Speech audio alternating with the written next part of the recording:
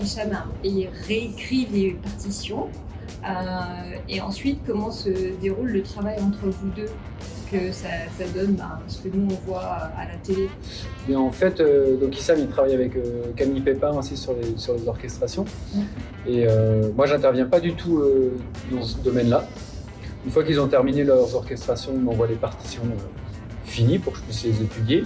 Ils m'envoient aussi ce qu'on appelle les fichiers MIDI, c'est-à-dire les fichiers sur le logiciel de l'ordinateur. Et puis moi j'étudie mes partitions avant d'arriver devant l'orchestre. Et en général, il n'y a pas grand-chose à refaire vu que c'est hyper pro. Voilà. Donc c'est vraiment, nous avec Hicham, on se rencontre, c'est vraiment ici, on se rencontre pour travailler directement avec les artistes. Et en général, il y a hier c'était, on va dire, une partie avec l'orchestre seul, qui permet de jouer un peu la musique sans le groupe et sans les chanteurs. Et puis ensuite s'ajoute d'abord The Ice Cream, et ensuite les rappeurs qui arrivent comme aujourd'hui. Est-ce que vous écoutiez du rap avant de... Alors moi j'en ai joué. En fait j'ai un parcours un peu particulier parce que j'ai fait 4 ans de reggae à Bloc où j'étais trompettiste en section de cuivre. Où j'ai eu la chance de partager des scènes avec des mecs comme des groupes comme Assassin. À l'époque il y avait This Is La Peste aussi. Bon, après c'était plus reggae donc il y avait tout le côté Tiken Jaffa Coli ou Alpha Blondie. C'était l'époque de Percubaba, cas de Redeem, voilà. J'ai un peu côtoyé cet univers-là en festival. Et aujourd'hui, là maintenant, si on prend l'exemple d'un épisode d'une édition du pop symphonique, quel est votre travail? Mon travail, moi, c'est vraiment de faire un peu la passerelle entre un orchestre symphonique, l'univers de l'orchestre symphonique et l'univers de la musique actuelle, et là en l'occurrence le hip-hop, le rap. Parce que l'orchestre n'a pas forcément les codes pour rapport à ces artistes et vice-versa. Donc c'est plutôt aussi avec Hicham, on est tous les deux à faire ce travail-là, que c'est vraiment, je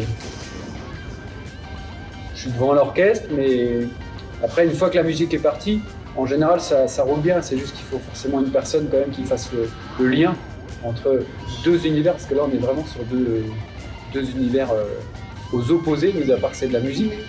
Mais la manière de concevoir une répétition, le temps, le fait de refaire, voilà. L'orchestre, c'est le chef d'orchestre. Voilà, ils sont habitués à travailler avec un chef d'orchestre, du coup d'être guidés.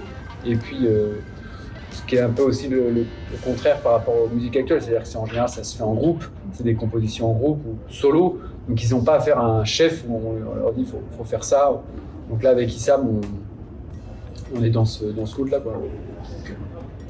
Donc tu es chef d'orchestre de tous les musiciens, le live band, et du coup il y a aussi un groupe gospel, ouais. Ça aussi. Alors le groupe gospel c'est plutôt les... Il y a les chœurs, il y a 3 choristes qui sont là, ouais. Ça fait partie du groupe The Ice Cream. Ah, okay. Donc eux, en général, c'est comme, en fait le groupe, moi je le gère pas du tout. C'est Hicham qui donne les informations. Ah, oui. Après eux, ils me suivent. De toute manière, en fait, nous, on a à l'oreille, on a ce qu'on appelle un clic. C'est pour ça qu'on a tous, même, vous verrez, les musiciens, ils ont un casque, ce qui permet de mettre un métronome, okay. Une pulsation commune, pour que tout le monde puisse suivre. Parce que sinon, c'est trop compliqué avec la réverb dans la salle, ouais, la batterie qui est très loin. Du coup, moi, à ma place, par exemple, si j'enlève mon oreillette, là, la batterie, je l'entends, mais derrière moi. Ah, parce oui. Qu'avec le son, vous voyez, ça tourne dans la salle. Donc on peut vite être avec une demi-seconde de retard. Ouais, ça cale tout le monde. Donc tout le monde a ça, et les choristes aussi. Donc ils se gèrent, ils se gèrent eux-mêmes.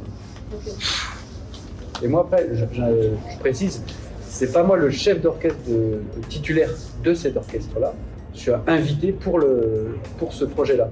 C'est-à-dire qu'il y a un autre chef d'orchestre qui s'appelle Miko Franck, qui est le directeur musical de cet orchestre. Et donc c'est vraiment leur chef d'orchestre. Mais il sera là aussi. Ah non, il sera pas là. Non. Voilà, Moi, c'est toi sur cet événement, c'est toi. Voilà, c'est ça. Voilà. Ils font appel à un chef invité Ouais. et moi je viens et je repars après. Merci, au revoir. Tout simplement. Voilà. Mis à part cet événement, tu fais toujours chef d'orchestre ou tu es musicien aussi ou tu fais Alors, autre chose moi je suis pirate à côté. C'est-à-dire que j'ai un spectacle pour orchestre symphonique qui s'appelle Concerto pour pirates. Et du Hey. coup, je viens pirater les orchestres Ah bon? avec, à ma manière, avec Concerto. différents. Je casse complètement les codes de l'orchestre symphonique D'accord. et voilà, je dirige pas du tout pendant ce spectacle-là. Je joue beaucoup d'instruments, de différents instruments, Ouais. notamment un homme orchestre que j'ai sur le dos avec tout ce qu'il faut, la guitare, l'harmonica, la grosse caisse, la charlet, avec les ficelles sur les pieds, les trucs, les bidules. Et donc je travaille beaucoup sur ça. Et je suis en pirate. Et c'est quand votre prochaine date? Et ben là, je viens de finir une tournée avec l'orchestre de Lille et de Metz. Et la prochaine, c'est pas tout de suite. Tout simplement parce que je suis en train de créer un nouveau spectacle pour les Jeux Olympiques. Qui est autour du vélo. Parce que j'adore le vélo. Et ce qui me permet de créer une tournée à vélo. Je vais faire à vélo. En France, pendant 3 mois. Avec différents orchestres symphoniques. Et ce qui est. Voilà, moi j'aime bien tout ce qui est crossover. Comment? Comment c'est né? Dans la tête. Ouais. C'est avec un nouveau spectacle qui s'appelle Tour d'orchestre à bicyclette. Et c'est. Voilà, pareil, j'essaie surtout de populariser au sens noble du terme l'orchestre symphonique. Parce que c'est toujours une grande question de l'orchestre symphonique. Quand on va voir un concert de l'orchestre symphonique, ouais, mais j'ai pas l'école, je comprends pas. Genre, faut avoir fait des études pour aller voir un orchestre symphonique. Et en fait, moi j'aime bien ce côté d'aller voir les gens, d'aller sur les marchés avec quelques musiciens de l'orchestre, et de leur dire venez, vous allez voir, ça va être détendu.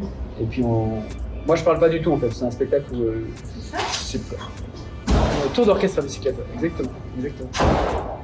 Et j'aime bien amener le public vers un autre.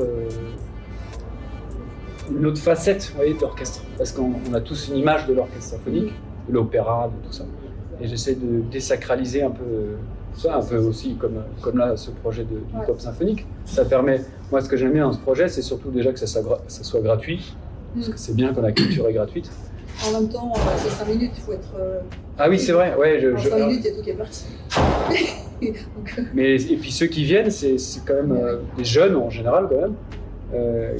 Qui viennent pas forcément en fait dans ce genre de salle, dans ce genre de contexte, voir un orchestre symphonique.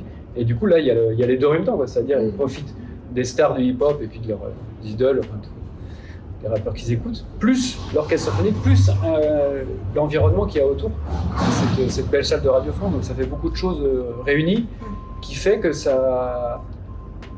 l'orchestre symphonique s'ouvre d'une certaine manière. Parce ce qui est super, c'est s'ils reviennent, ils se disent ah bah c'était peut-être pas mal, je reviendrais bien voir un orchestre seul, sans rappeur. C'est ça que j'aime bien dans ce genre de projet, c'est pour ça que je défends la piraterie et la bicyclette. Oui, donc, même pour les rappeurs, c'est quelque chose de nouveau. Souvent, c'est rare qu'ils fassent un show avec des musiciens. Tous, c'est leur baptême un peu. Hein. Voilà. C'est leur baptême avec un orchestre symphonique. C'est pour ça qu'il y en a qui sont très impressionnés par le son. C'est un son qu'ils connaissent pas, on va dire, en CD ou pas, ça dépend de ce qu'ils écoutent, mais en tout cas quand ils sont sur scène, déjà c'est impressionnant de voir tous ces musiciens assis, pupitres, au taquet de jouer. Et puis après il y a ce son aussi qui est très différent de la musique actuelle, du son sonorisé, parce que c'est pas la même, ce qu'on dit, la même attaque du son. Vous voyez, quand les cordes c'est beaucoup plus doux comme attaque, c'est pas franc comme la batterie. Donc pour eux, je pense qu'ils peuvent être un peu perturbés au début de se dire voilà, qu'est-ce que c'est que ce son en fait, je connais pas cette espèce-là de matière, comme si on changeait de peinture un peu. Et donc on les voit un peu. Mais du coup, il n'y a qu'aujourd'hui qu'on répète avec. Aujourd'hui, puis demain il y a la générale. Ouais, c'est ça. Donc c'est assez court. C'est court, en fait, pour s'adapter. Eh oui, c'est assez court. Ouais. Après, en général, on le fait 2 ou 3 fois, ils ont 45 minutes à peu près par rappeur. Et ça marche bien parce qu'ils se mettent bien dans le trip du son, de tout ce qui se passe, quoi. prennent leur marque, surtout avec le HIRS qu'ils ont pour mettre les réglages. Et puis après, évidemment, il faudrait faire ça pendant 1h30 pour que chacun soit vraiment à l'aise aussi. Il y a cette histoire-là, parce qu'ils n'ont pas forcément l'habitude d'être devant une salle avec des gens assis. Oui, Je pense que ça se fait pas. Oui, c'est pas la culture de jouer la musique actuelle en général, c'est plutôt debout dans des petites salles ou énormes salles comme un Zénith. Là, c'est tout en bois, c'est autre chose, quoi. Autre environnement.